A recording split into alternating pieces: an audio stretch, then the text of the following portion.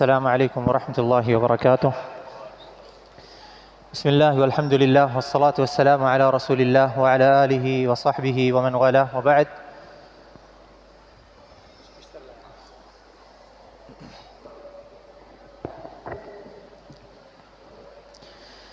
آج کی تراویح میں جو ہم نے قرآن کریم کی تلاوت سنی ہے، اس میں ہم نے سورہ بقرہ کا کافی بڑا حصہ سنا ہے، دوسرے پارے کا اکثر حصہ اور تیسرے پارے کا بھی سورہ بقرہ کا باقی حصہ اور سورہ آل عمران کی ابتدا کری ہے۔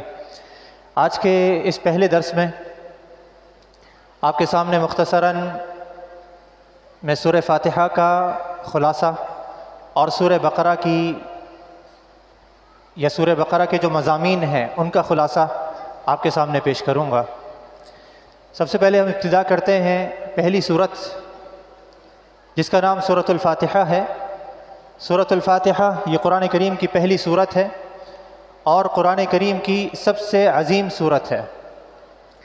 آیتوں کے اعتبار سے اگر قرآن کریم کے اندر ہم دیکھتے ہیں تو سب سے عظیم آیت قرآن کریم کی آیت الکرسی ہے، اور سورتوں کے اعتبار سے سب سے عظیم آیت سورۃ الفاتحہ ہے۔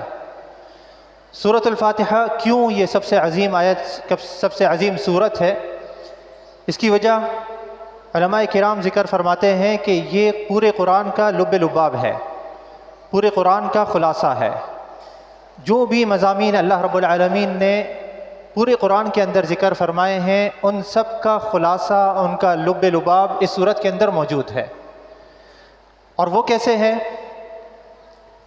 اللہ رب العالمین نے جو پورا کا پورا قرآن نازل فرمایا ہے، ائمہ کرام فرماتے ہیں کہ یہ پورا کا پورا قرآن صرف ایک چیز پر دلالت کرتا ہے، اس کا پورا مضمون وہ ایک چیز کے لیے بنایا گیا ہے، اور وہ ہے اللہ رب العالمین کی توحید، اللہ رب العالمین کی وحدانیت کی گواہی، اللہ رب العالمین کی یکتانیت اور اس کی وحدانیت کا ثبوت۔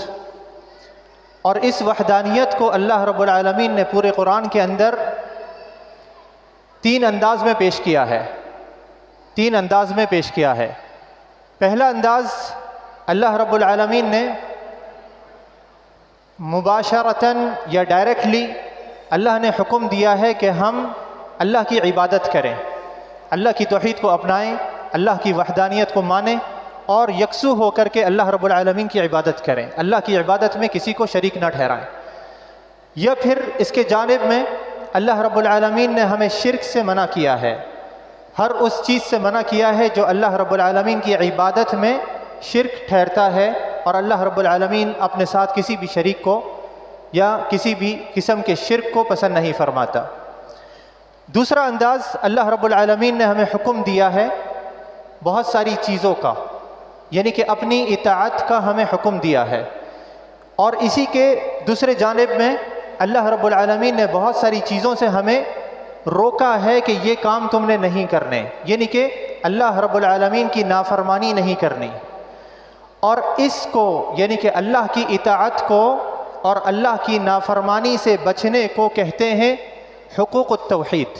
یہ توحید کے حق ہیں، توحید کا حق ہے، یعنی کہ جو شخص یہ گواہی دیتا ہے، یہ مانتا ہے کہ میرا رب صرف اور صرف اللہ رب العالمین ہے، میں نے اسی کی عبادت کرنی ہے، تو اس بات کا یہ حق بنتا ہے کہ وہ اللہ کی بات کو مانے، اللہ کی فرما برداری کرے، اللہ کی تمام باتوں کو قبول کرے اور اللہ رب العالمین کی نافرمانیوں سے بچے، اس کی ہر ایسی چیزوں سے بچے جس سے اللہ رب العالمین ناراض ہوتا ہے۔ تیسرا انداز جو اللہ رب العالمین نے قرآن کریم کے اندر ذکر فرمایا ہے اور جس پر قرآن کریم کا مضمون پورا ہو جاتا ہے، وہ ہے جنت اور جہنم کا ذکر۔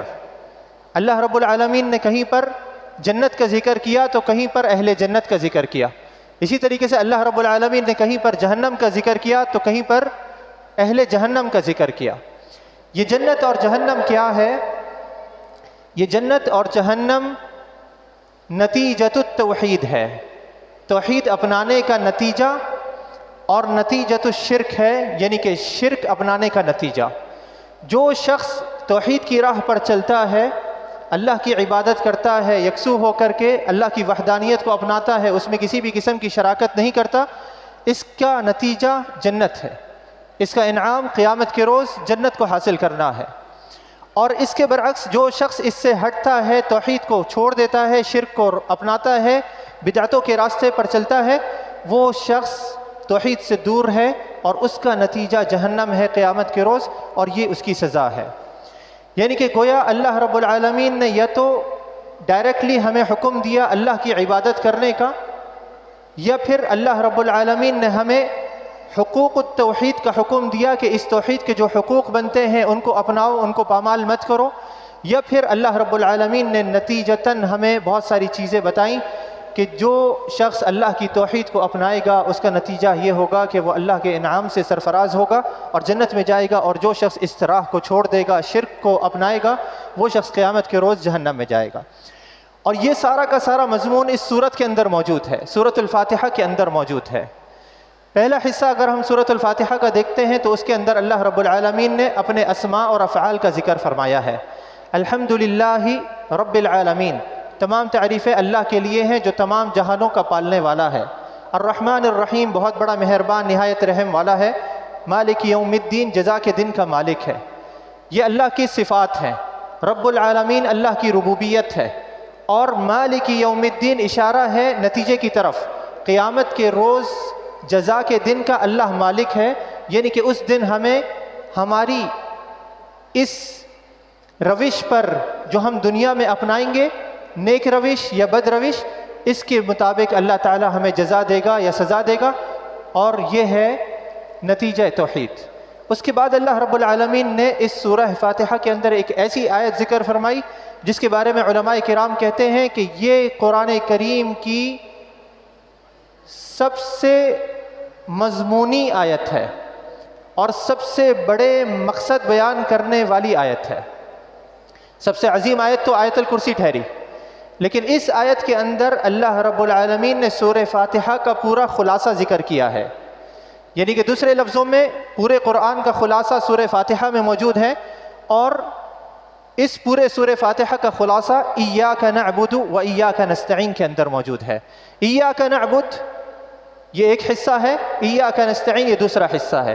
ایاک نعبد میں ہم کہہ رہے ہیں کہ اے اللہ ہم تیری ہی عبادت کرتے ہیں، یعنی کہ یہ گواہی دے رہے ہیں کہ اے اللہ ہم تیرے علاوہ کسی کی عبادت نہیں کریں گے، کسی کو شریک نہیں ٹھہرائیں گے، اور اس کے اندر ہماری ذات سے باہر کا جو شرکی تعلق ہو سکتا ہے وہ ٹوٹ رہا ہے، ہماری ذات سے باہر کا شرکی تعلق ٹوٹ رہا ہے، اور وہ ہے ریاکاری، کہ ہم عبادت کسی ایسے مقصد کے لیے کریں کہ اللہ کے علاوہ کسی اور کا مقصد حاصل ہو، کسی اور کی رضامندی حاصل ہو۔ تو ہم یہ کہہ رہے ہیں کہ اے اللہ ہم عبادت صرف تیرے لیے کر رہے ہیں، ہم نماز پڑھ رہے ہیں، روزے رکھ رہے ہیں، تراویح پڑھ رہے ہیں، قیام کر رہے ہیں، قرآن پڑھیں گے، یہ ساری عبادتیں کریں گے اے اللہ صرف تیرے لیے کریں گے، اس کے اندر ہمیں کوئی اور مقصد نہیں ہے۔ تو ہماری ذات سے ہٹ کر کے دوسروں سے، دوسری مخلوق سے جو تعلق جڑتا ہے شرک کا، وہ یہاں پہ قمع ہو رہا ہے، ختم ہو رہا ہے، اس کے اندر ریاکاری کا قلع قمع ختم ہو رہا ہے، قلع قمع ہو رہا ہے۔ اور وَإِيَّاكَ نَسْتَعِينُ اس کے اندر ہماری اپنی ذات کے اندر موجود پرا ہوا شرک ختم ہو رہا ہے۔ وہ کیسے؟ کہ جب ہم یہ کہہ رہے ہیں کہ ایاک نستعین، اے اللہ ہم تجھ ہی سے مدد مانگیں گے یا تجھ ہی سے مدد مانگتے ہیں، تو گویا ہم یہ اعتراف کر رہے ہیں لفظوں کے اندر کہ اے اللہ ہم تیرے محتاج ہیں، ہم اپنی ذات کے علاوہ کسی ذات کے محتاج ہیں، اور وہ اللہ رب العالمین ہے۔ اور جو کسی کا محتاج ہوتا ہے اس کی انانیت ٹوٹ جاتی ہے، انانیت ختم ہو جاتی ہے، تعجب اپنے نفس کے بارے میں ختم ہو جاتا ہے، تکبر ختم ہو جاتا ہے۔ انانیت جو انسان کے اندر ہوتی ہے کہ کوئی بھی کام میں اپنے لیے کر رہا ہوں، یہ ختم ہو جاتی ہے۔ تو وہ کہتا ہے کہ میں نے جو بھی کام کرنے ہیں وہ اللہ رب العالمین کے لیے کرنے ہیں، چاہے وہ میری ذات سے متعلق ہوں یا میری ذات سے ہٹ کر کے دوسرے مخلوقات سے متعلق ہوں، اس کے اندر میں کسی کو بھی اللہ کا شریک نہیں ٹھہراؤں گا۔ پھر اس کے بعد اللہ نے اس صورت کے اندر ہدایت کے بارے میں گفتگو فرمائی۔ اللہ نے فرمایا اہدنا الصراط المستقیم، مومنوں کی زبانی کہ مومن یہ کہتے ہیں کہ اے اللہ ہمیں سیدھے راستے کی ہدایت دے، ان لوگوں کے راستے کی ہدایت دے جن پر تو نے انعام فرمایا، ان لوگوں کے راستے کی ہدایت نہیں دینا جن کے اوپر تو غضبناک ہوا یا جو گمراہ ہیں۔ یہ تین راہیں اللہ رب العالمین نے اس صورت کے اندر ذکر فرمائی۔ پہلی راہ ان لوگوں کی جن کے اوپر اللہ نے انعام فرمایا، اور وہ کون ہے؟ قرآن میں ایک اور آیت میں اللہ رب العالمین نے ان کا ذکر فرمایا ہے اولئک مع الذین انعم اللہ علیہم، وہ لوگ ہیں جن کے اوپر اللہ نے انعام فرمایا۔ کون ہے؟ من النبیین والصدیقین والشہداء والصالحین، انبیاء کرام، صدیقین جیسے ابو بکر صدیق رضی اللہ عنہ اور ان جیسے دوسرے جو ان کے پیروکار ہیں، اور شہید جو اللہ کی راہ میں شہید ہو جاتے ہیں، اور نیکوکار لوگ، والصالحین۔ تو ہم اللہ سے دعا کر رہے ہیں کہ اے اللہ ہمیں ان کی روش پر چلا، یعنی کہ ہمیں یہ بات پتہ لگ رہی ہے کہ ہمارا عقیدہ یہ ہونا چاہیے کہ ہم انبیاء کی روش پر چلیں، صدیقین کی روش پر چلیں، شہداء کی روش پر چلیں، صالحین نیکوکار لوگوں کی روش پر چلیں۔ مقصد ہمارا عقیدہ یہ ہونا چاہیے کہ ہم اولیاء سے محبت کریں۔ ہمارے بارے میں جو کچھ لوگ یہ سمجھتے ہیں کہ ہم اولیاء کے دشمن ہیں، اولیاء کو نہیں مانتے، یہ غلط عقیدہ ہے۔ ہم دن میں کم سے کم 17 مرتبہ اللہ رب العالمین کے سامنے کھڑے ہو کر یہ دعا کرتے ہیں کہ اے اللہ ہمیں اولیاء کے راستے پر چلا دے۔ تو یہ سچی محبت ہے اولیاء سے کہ آپ ان کے راستے پر چلیں، یہ ان سے محبت نہیں کہ آپ ان کو پکاریں، ان سے دعائیں کریں، ان کے سامنے ہاتھ پھیلائیں، یہ اللہ کے ساتھ شرک ہے جس سے اللہ ناراض ہوتا ہے۔ دوسری راہ اللہ رب العالمین نے فرمائی، نہ ان لوگوں کی راہ کہ جن کے اوپر اللہ غضبناک ہوا، یہ ہیں یہودی، اور نہ ہی ان لوگوں کی راہ جو گمراہ ہیں، اور یہ ہیں نصارہ۔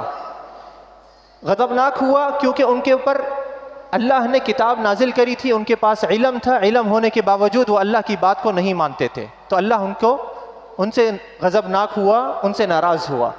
اور گمراہ لوگ نصارہ کیونکہ ان کے پاس علم نہیں تھا، علم نہ ہونے کے باوجود وہ اللہ کی عبادت کیا کرتے تھے، رہبانیت اختیار کرنے کی کوشش کیا کرتے تھے، جس کی وجہ سے اللہ نے ان کو گمراہ بتایا۔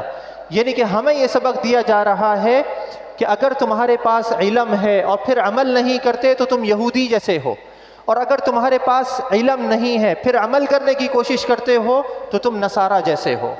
یعنی کہ ہم نے دونوں چیزوں کو اختیار کرنا ہے، علم بھی عمل بھی۔ اس کے بعد اللہ رب العالمین نے یہ قرآن کریم کی سب سے بڑی سورت کی ابتدا فرمائی جو سورۃ البقرہ ہے۔ سورۃ البقرہ کا معنی ہے گائے، اور یہ اللہ نے اس کا نام رکھا ہے۔ اللہ تعالیٰ جو چاہتا ہے وہ نام دیتا ہے، جس کو چاہتا ہے اس نام سے اس کو نوازتا ہے۔ اس سورت کے اندر اللہ نے گائے کا ذکر فرمایا ہے، یہودیوں کا معاملہ گائے کے ساتھ، تو اسی مناسبت سے پوری سورت کا نام رکھا گیا۔ اس سورت میں کئی سارے مضامین ہیں، مختصراً اس کی ابتدا اللہ رب العالمین نے ارکان اسلام سے ذکر فرمائی ہے۔ ارکان اسلام 5 ہیں۔ اللہ کے بارے میں گواہی دینا، الذین یؤمنون بالغیب، اسی طریقے سے نماز پڑھنا، ویقیمون الصلاۃ، اور زکوٰۃ ادا کرنا، ویؤتون الزکاۃ، اور ومما رزقناہم ینفقون، یہ سب زکوٰۃ کے بارے میں ہے۔ آگے جا کر کے اللہ نے روزے کا بھی ذکر کیا اور حج کا بھی ذکر کیا۔ روزے کے بارے میں دوسرے پارے کے اندر اللہ رب العالمین فرماتا ہے، یا ایھا الذین آمنوا، اے ایمان والو، استعینوا، اللہ سے مدد مانگو۔ کس چیز کے ساتھ؟ بالصبر والصلاۃ، صبر کے ساتھ اور نماز کے ساتھ۔ یہ صبر کیا چیز ہے؟ بہت سارے مفسرین نے اس صبر کے بارے میں ذکر فرمایا ہے کہ صبر سے مراد یہاں پر روزہ ہے، یہاں پر روزہ ہے۔ کیوں؟ روزے کے اندر ہمیں سبق ملتا ہے، درس ملتا ہے، عبرت ملتی ہے کہ کس طریقے سے انسان صبر کا پیمانہ تھام سکتا ہے، صبر کو اپنا سکتا ہے۔ صبر پورے دن انسان بھوکا پیاسا ہوتا ہے اور وہ کچھ کھاتا پیتا نہیں، صبر کرتا ہے اپنے نفس کے اندر۔ کوئی اس کو گالی دیتا ہے، وہ پلٹ کر کے جواب نہیں دیتا، اپنے نفس کی تزکیہ کرتا ہے، تربیت کرتا ہے کہ کسی کو پلٹ کر کے جواب نہیں دینا، کسی کو اذیت نہیں پہنچانی، ابتدائی طور پہ اور نہ ہی جوابی طور پہ۔ تو اس کے اندر علماء نے فرمایا کہ صبر یعنی کہ صوم کا ذکر ہے، روزے کا ذکر ہے۔ اور حج کے بارے میں باقاعدہ الگ سے قرآن کریم میں اللہ نے ذکر فرمایا ہے، وَلِلَّهِ عَلَى النَّاسِ حِجُّ الْبَيْتِ مَنِ اسْتَطَاعَ إِلَيْهِ سَبِيلًا، کہ اللہ کے لیے جو لوگ استطاعت رکھتے ہیں ان کے اوپر فرض ہے کہ وہ اللہ کے گھر کا حج ادا کرے۔ اسی طریقے سے بہت سارے مضامین ہیں، ان میں سے زیادہ تر مضمون اس صورت کا یہودیوں کے ساتھ جڑا ہوا ہے۔ یہودیوں کی ہٹ دھرمی، ان کا ضد پن، ان کی حیلہ بازی، ان کا اللہ کی باتوں کو نہ ماننا، کسی طریقے سے اللہ کی باتوں کو جھٹلا دینا، انبیاء کو قتل کرنا، انبیاء کو رسوا کرنا، اولیاء صالحین کی ساتھ ذلت آمیز رویہ پیش رکھنا، اسی طریقے سے مختلف ان کی صفات اللہ رب العالمین نے اس صورت کے اندر ذکر فرمائی ہے، بہت سارے واقعات ذکر فرمائے ہیں۔ اور اس پوری صورت کے اندر یا پورے قرآن میں سب سے پہلا واقعہ اللہ رب العالمین نے جو ذکر کیا ہے وہ ہے آدم اور حوا علیہ السلام کا۔ آدم علیہ السلام اور حوا علیہ السلام کو اللہ نے جنت سے نازل اتارا اور دنیا میں بھیج دیا۔ اس کی وجہ کیا تھی؟ شیطان کی دشمناگی۔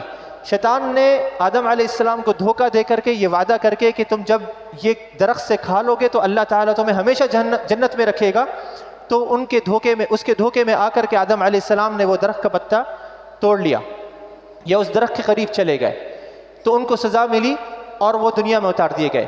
سب سے پہلا واقعہ اللہ رب العالمین نے قرآن میں یہ ذکر فرماتا ہے، اس کا مقصد کیا ہے؟ کہ ہمیں یہ بات سکھانا کہ دیکھو تمہارا سب سے بڑا دشمن وہی ہے جو تمہارے باپ کا دشمن تھا، جو تمہارے ماں باپ کا دشمن تھا آدم علیہ السلام کا، حوا علیہ السلام کا، وہی تمہارا دشمن ہے۔ تو اپنی زندگی میں تم اس سے ہوشیار رہو، اس کے شکنجوں سے بچ کر کے رہو اور اس کی تدبیروں سے دور رہو۔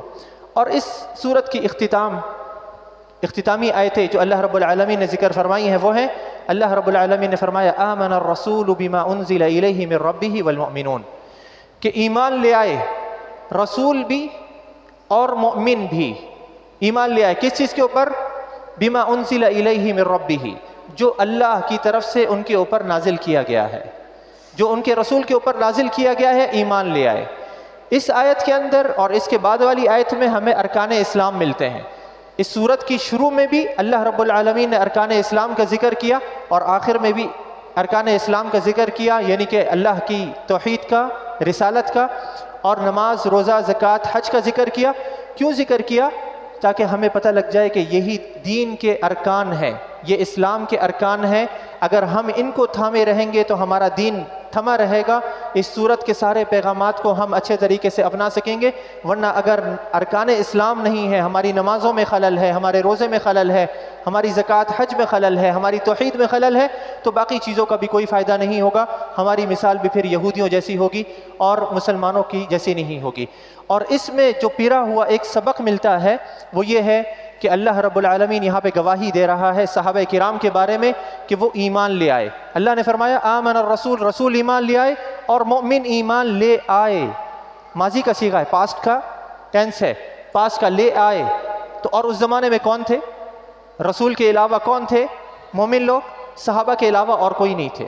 تو سب سے پہلے اس کے اندر صحابہ کرام شامل ہیں، یعنی کہ یہ اللہ کی طرف سے گواہی ہے صحابہ کرام کے ایمان کی، ان کی حقانیت کی، ان کی سچائی کی اور ان کی ایمان میں پختگی کی۔ اور اس بات کی جو شخص تکذیب کرتا ہے وہ حقیقت میں اللہ کی بات کو جھٹلا رہا ہے، اور اللہ کی بات کو جھٹلانے والا مسلمان نہیں ہو سکتا۔